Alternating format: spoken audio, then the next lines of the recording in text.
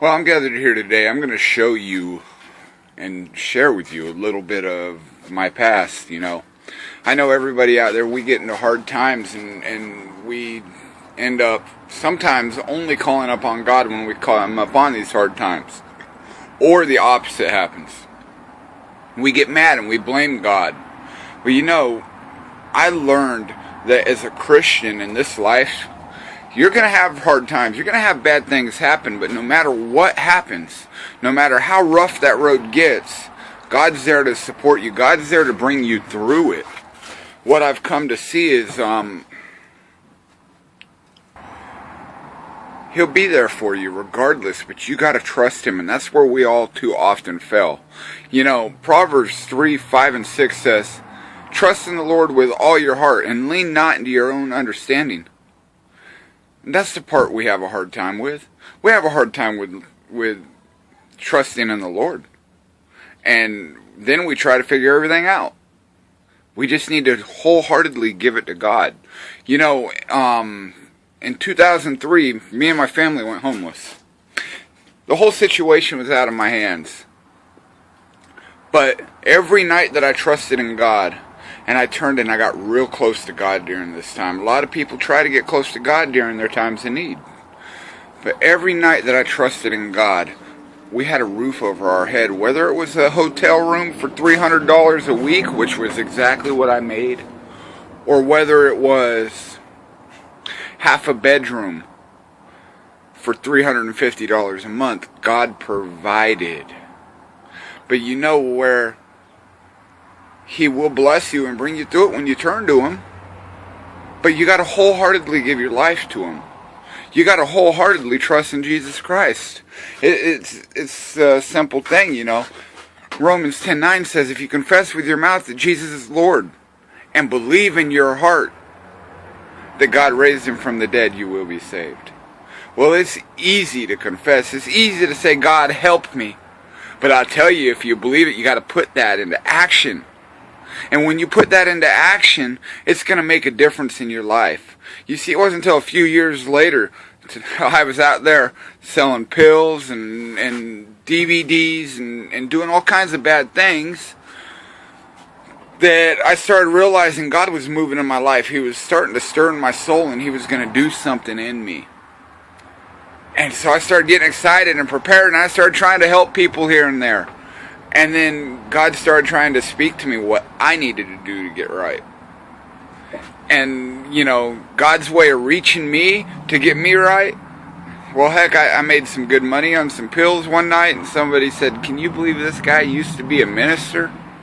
Oh, gosh, I about dropped.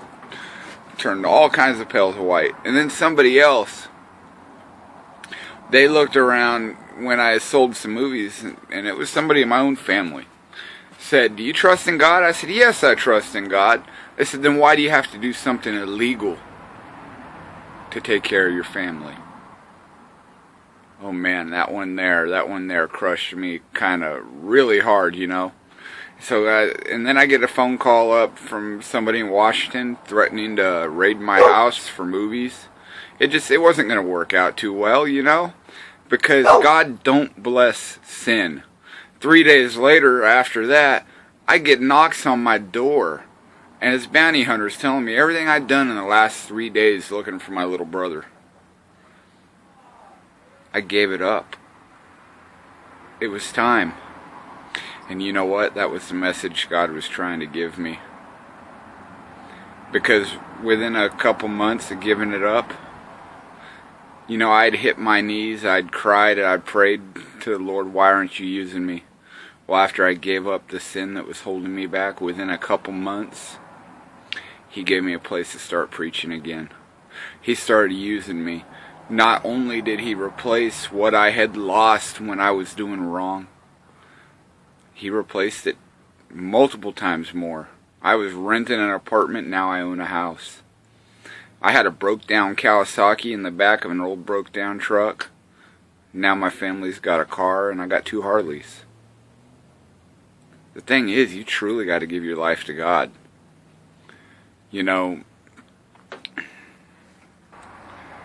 And that's wholeheartedly, because what goes on is all too often we want to hang on to the sin in our lives. We want to hang on to the junk. But let me tell you something. There's no pets in heaven. That's no pet sins. We got to give God our whole life. We got to try to do things right wholeheartedly and let Him work in us. To be a Christian, that means that God has come into your life and He's changed your life. He's transformed you. You're no longer living in the old ways and the junk and the garbage you were. You might still be the person you was. God might have put you here to be a rough and ready dude. But you know what?